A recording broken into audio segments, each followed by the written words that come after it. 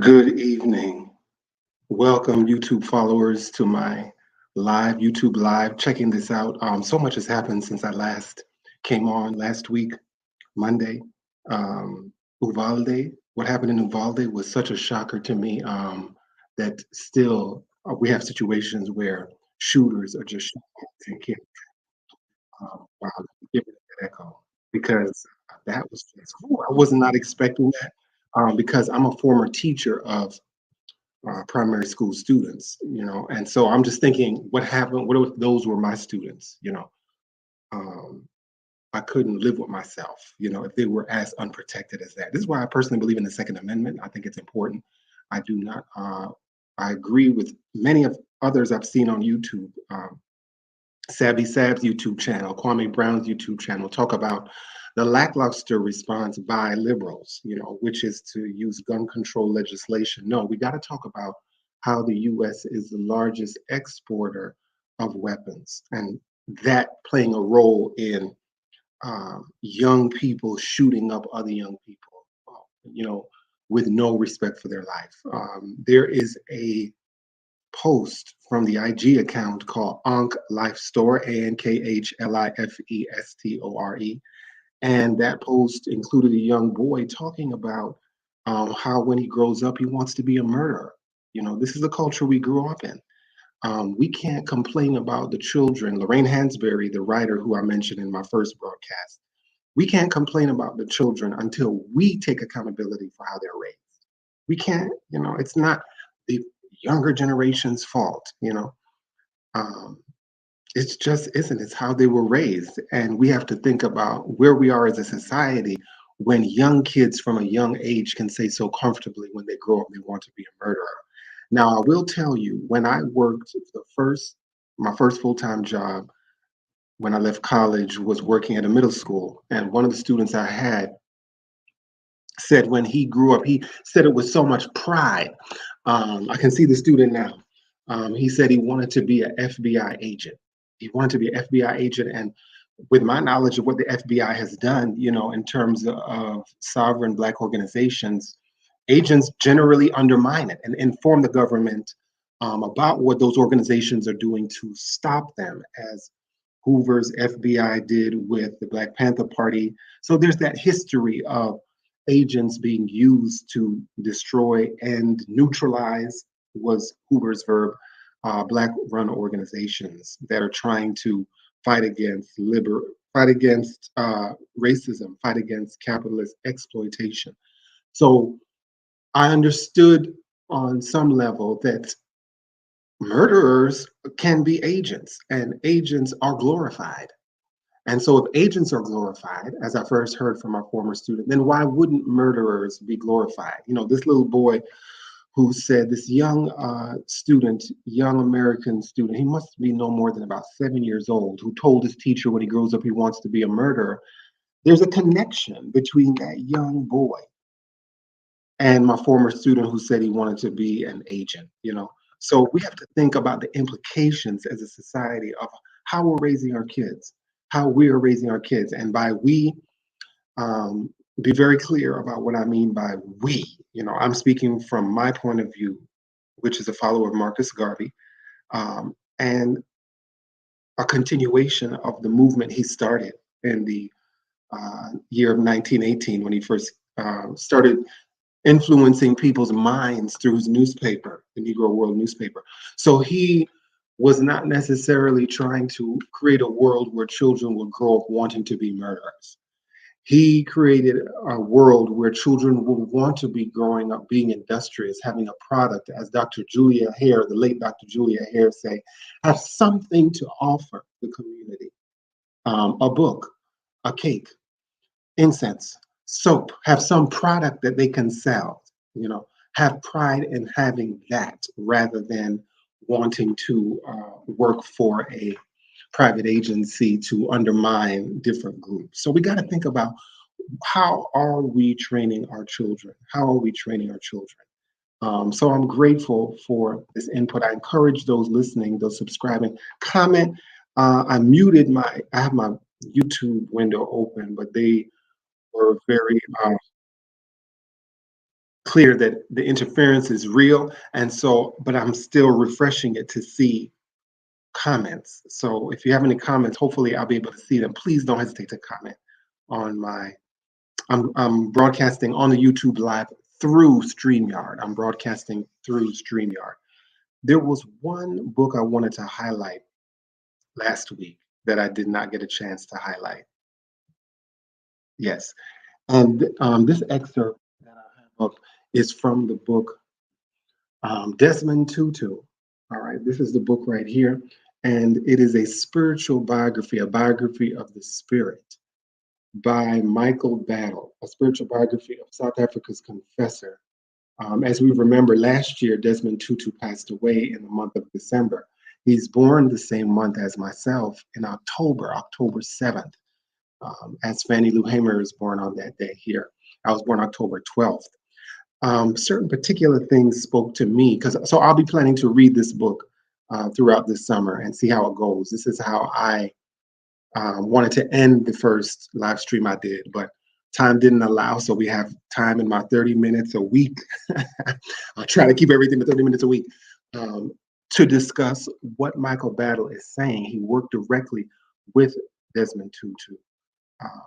And is currently the Herbert Thompson Professor of Church and Society at the General Theological Seminary in New York. So this is an excerpt of Michael Battle's, I believe it's the preface. Is it his preface? No, it's his introduction. This is an excerpt of his introduction. Michael Battle asks, how does one know whether God has taken hold of a person to be a prophet? He's talking about how Tutu is like a prophet. Herein, Christian mysticism becomes all the more important, since a human being cannot always know what is of God, self, evil, or chance. The process of maturation in the Christian life takes on the three stages, and that's how he said he's writing the book, in those three stages of the mystical life. Human beings depend on the metrics of Christian mysticism, in which to discern, know closeness or distance from God, and the church is used to validate such journeys. Tutu speaks to such potential prophets. He's talking about the role of a prophet, which is very related to what Kwame Brown mentioned in his previous YouTube live about Colin Kaepernick. And he was responding to the argument that Colin Kaepernick is a quote unquote leader. I saw a tweet from Ray Winbush celebrating, Morgan State University choosing Colin Kaepernick as its commencement speaker. And I remembered when Smith College students resisted Christine Lagarde as Smith College's commencement speaker. That was in 2014, about 8 years ago now. And students at Smith totally protested until Christine Lagarde, was disinvited. Kwame Brown was saying about Colin Kaepernick that he is not a leader because he basically took Nike's $1 million in order to stop protesting, and in order to basically save his career after the NFL teams refused to hire him. So much emphasis was being placed on the NFL teams not recruiting Kaepernick, not paying Kaepernick. Not enough has been talked about how he's been paid by Nike. So that payment from the Nike Corporation, essentially, if we think deeply about the implications of the $1 million to Kaepernick, that basically bought his silence. It bought his silence. And so that is not a leader by Kwame Brown standards that he mentioned in his YouTube. That was, he said that in a YouTube video, a live YouTube he did late last year, around October. And it was so profound to me, I had to keep it. And then I noticed recently Morgan State allowed Colin Kaepernick to give the commencement speech because he's designated as a sort of leader or a prophet. So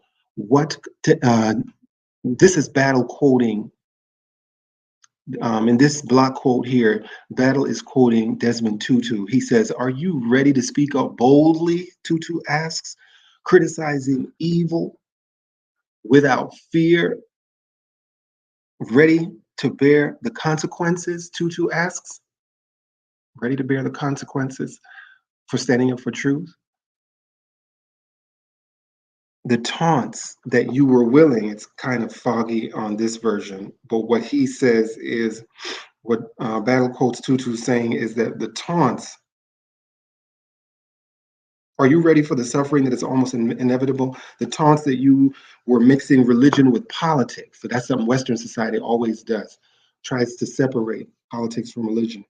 That you were unpatriotic, the scurrilous attacks on your integrity, on your person, and those who you love, question mark. Are you ready for the sake of God's word to risk detention without trial? And he's talking there specifically to journalists like Julian Assange, like those at Guantanamo who have been detained on a U.S. military base without trial. Are you ready for the sake of God's word to risk detention without trial, banning, deportation, and even death, question mark? It all sounds melodramatic, but look at what happened to Bishop Reeves, to Bayers Naudi et al. Are you ready to suffer being unpopular? Desmond Tutu asks, do you have a sense of humor to not to take yourself seriously, remembering whatever evidence apparently to the contrary, that this is God's world and he is in charge?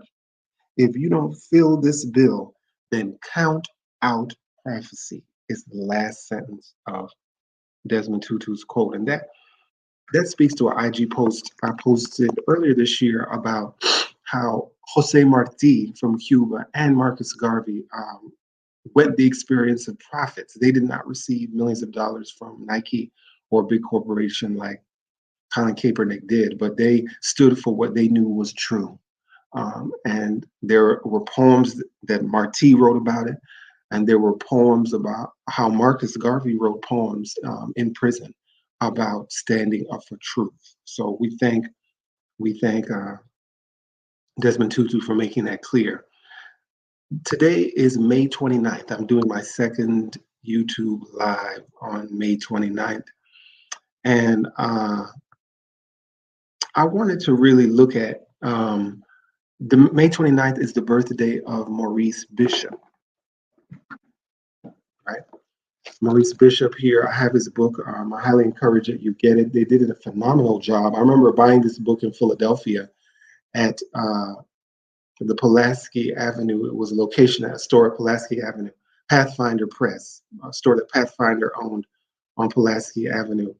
And parents, you should study Maurice Bishop. He's an important leader that we can't forget. He was born on this day, May 29th. And he is someone who, earlier in this broadcast, I asked, how are we raising children? What are we raising them to do? And that little boy from the Ankh Life Store IG page that I saw, who was interviewed right after Uvalde and said that he wants to be a murderer, is raised in a society that encourages him to be a murderer. One of my first students who I had who said he wanted to be an FBI agent, wanted to be an FBI agent because he lives in a society that encourages him to be an FBI agent. So how are we socializing our children? And I think Maurice Bishop is one of those people that every young person should know about because he put into practice what he believes. He put into practice what he believes. And he is somebody who was determined to use his education to improve the lot of those he came from, those who live in the place where he came from. He was determined to go back and improve, go back and develop, use the education that he got from the mother country. In his case, being born in Grenada and then going to England, England is the mother country, using the education he got in the mother country to make where he came from better. And I think the best explanation of doing that was in an interview, and this page that I have up is an excerpt of a 1977 interview. Paule Marshall, the novelist, the incredible novelist, Paule Marshall. Where's my book? Paule Marshall is a novelist. She was interviewed by Molara Ogundipe Leslie, and Paule Marshall responds to a question, and she has a long answer. Paule Marshall does to Leslie's question. The emphasis She's talking about her, Marshall's 1969 novel, The Chosen Place, The Timeless People. Marshall says the emphasis relies mainly on how am I going to make it for myself. In The Chosen Place, The Timeless People, I think I have that novel. It's right here, an amazing novel. I taught this novel at Community College of Philadelphia about 8 years ago, and I had some phenomenal students there who understood what Marshall was saying. In The Chosen Place, The Timeless People, the character who epitomizes this dilemma is the lawyer, Lyle Hudson, who, as a young man in England, going to the London School of Economics, is a devoted socialist, as Maurice Bishop says he is. He is a socialist, okay? And all that means, it's very simple, is that they believe that the government should be owned um, not by a single individual with wealth, but by a group of people, not publicly owned as communist societies are, but by a responsible group of people. And so that is what Paule Marshall describes her character, Lyle Hudson, from her novel. Marshall says Lyle Hudson, sees the only solution to the problems in the West Indian is for the societies there to move towards socialism. Yet, this is the big yet, and this is the story of Marshall's whole novel. When he returns home, he fits into and conforms to bourgeois, the bourgeois mold, which is the upper class mold that is aspiring to be, like Europe, like the original colonists, like the Queen of England. Okay. And so her character, Lyle Hudson, fits into this mold. And Marshall says about him, he abandons all his idealism, the radical position of his youth, Marshall says. He gives it up. And the reason we celebrate Marcus Garvey, the reason we celebrate Malcolm X, the reason we celebrate Maurice Bishop is because he did not give up on that idealism of his youth. Okay, as we recognize him today, May 29th, his birthday, Maurice Bishop's birthday. Um, I see that happening, Marshall says, time and time again. And what she's talking about is just people giving up on the ideals and fitting into a mold because they need to pay rent, because they need to pay mortgage, because they want to fit into that high class. And so Marshall is saying to Ogundipe Leslie, I see that time and time again, not only in the West Indian societies, but in African societies and in Black American society. And this is what makes Paule Marshall an incredible novelist, because she's talking about that particular struggle. What happens when you abandon those original values, those idealistic values? I wouldn't call them idealistic, I would call them very realistic, but they take work to implement. What happens when you abandon that? That's a theme not only in this second novel she wrote, but that's a theme in her fourth novel. It's a theme in her fifth one too, because the the, the mother of the father who dies in The Fisher King is that kind of woman who wanted her son to fit into the bourgeois mold. Sonny Rhett. Sonny Rhett was supposed to, but he moves out of the US in order to get rid of the bourgeois mold and moves to France and has a son who's like kind of born to unite the African American culture with the Black Caribbean culture. That's a theme in all of Marshall's work, the need for the unity between those two cultures to unite. Um, so I just wanted to point that out because Maurice Bishop never gave up to his last breath. He never gave up when he passed away when I was at the young age of 4 on October 19th, 1983, gunned down and for his beliefs. So that brings us back to what Tutu said about being willing to go for your idea, being willing to die for your idea. Are you willing to do that? He asks. And that quote of Tutu was from Michael Battle. Very interesting biography Michael Battle is writing about Desmond Tutu. An important quote I wanted to look at before I finish. And again, I'm not able to, please comment. Don't hesitate to comment. I am looking for comments on live YouTube. I have to I have to silence it in order to make sure I don't have noise interference, but make sure you comment, you subscribe, you spread the word. Um, Last thing I want to look at is, and I'll try and do these in a half an hour. I am trying to run down, but what about Uvalde? I had to talk about Uvalde because I'm a teacher. To know that that teacher, oh, one of the people who was killed was the teacher who gave literally her life. And then I believe her husband had passed soon after. Wow. I would put in the same category as Maurice Bishop. Uh, Somebody who died for her belief, the teacher who lost her life in Uvalde. Like, oh, what a cruel, difficult, necessary decision, you know, just the teacher's decision to say to herself, if this is my day, it's my day. But you know, I'm going to go with a fight, and you're going to have to get me before you get any of my students. So she really, in so many ways, protected her student in a noble way. So we thank her for her example. We also thank Maurice Bishop for his example. Last, I want to focus on is the actual words of uh, Maurice Bishop. He was interviewed in 1977. This was 2 years before he and Unison White Men and the New Jewel movement took over the government of Grenada. And it's so powerful because this particular part, he breaks down what neocolonialism is, right? Um, a new form of colonialism, except now run by the former colonized, that the colonists choose to be in charge. And an incredible excerpt of this speech here. This particular excerpt is from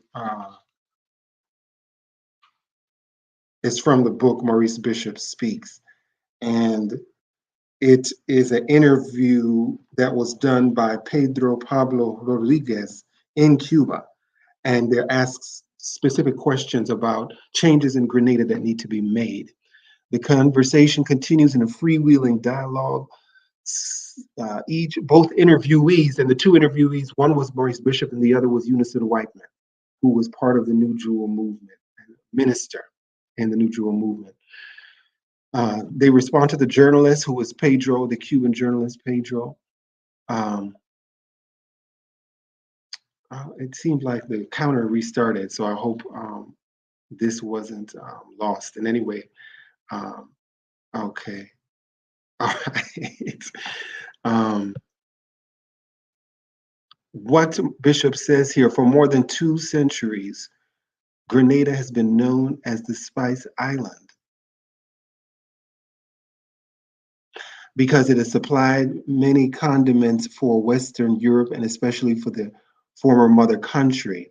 Bishop and Whiteman explained that after the Second World War, producer cooperatives were formed to market Grenada's agricultural products, and that since '69, the same year that The Chosen Place, the Thomas People came out, the island's GULP government began to take over these institutions and eliminated the process of elections through which the farmers had decided who would handle foreign sales of their products. So he's talking about how after independence, control is lost to the former mother country. All right. The mother country takes control, and independence sometimes becomes an excuse to continue colonialism. So we thank Maurice Bishop for his example. We thank him for explaining to us what exactly neocolonialism is. His new model of government that was socialist had a more opportunity where an economy where Grenadians were more in control. A point of controversy also with the New Jewel government that started since '79 was an airport that while he was president here, Reagan accused of being completely controlled by Cuba and by Russian or communist influences. So he was able to market what was happening in Grenada as a communist threat to the West, to the rest of the Western Hemisphere. And so what happened was he became a blip on the screen, a glitch on the screen, if you will. Maurice Bishop did. So um, Okay, now I see. Yeah. So we got some backup here. Yeah. So we can't forget Maurice Bishop on this May 29th, 2022. And we can't forget also the incredible influence of Paule Marshall and her writing novels and modeling, what's behind the fiction. And it's definitely the politics that's behind the fiction. So as she explained in the previous screen I shared, she created a character that was one who had abandoned his values in her 77 interview with Molara Ogundipe Leslie. And we celebrate Maurice Bishop because he was somebody who did not abandon his original values of making society better, of having people be more in control, not having to only afford education if they can, if they're wealthy. Maurice Bishop was very clear. I have to use my education that I got in the mother country to not require my fellow citizens to have to pay for health care, to have to pay for education. So what Bishop did was demonstrate that debate. And this is something that Lorraine Hansberry, in that same article I mentioned in my first live YouTube, um, brought up, which is the need for writers of our time to include themes of communism versus capitalism, include themes of spirituality versus materialism, to include themes of individualism versus community. These are themes that should guide good writers. And these are themes that should also guide good critics of writers. Okay. So that's all I have today on this second week. I want to encourage anybody to comment. I haven't seen any comments just yet. I'm also wondering if I can see them. Uh, I'm going to go on my phone to see if comments show up there. But I'm encouraging you in the 3 minutes I have here to comment. Definitely comment. Um, I can't see comments. I'm going to do my best to see them. If you have comments, comment now. Yeah. But we celebrate on this day Maurice Bishop and the work he did to make where he came from have a stronger economy that was more responsive to the needs of the people. The other aspect of Maurice Bishop's legacy is what he did with the Free West Indian newspaper, which was the official newspaper of the Grenadian Revolution. And in that Free West Indian, he included in one of the issues a memo of the US government and how they undermined Black communities across the country. He put that in his newspaper that was intended only for Grenadian citizens.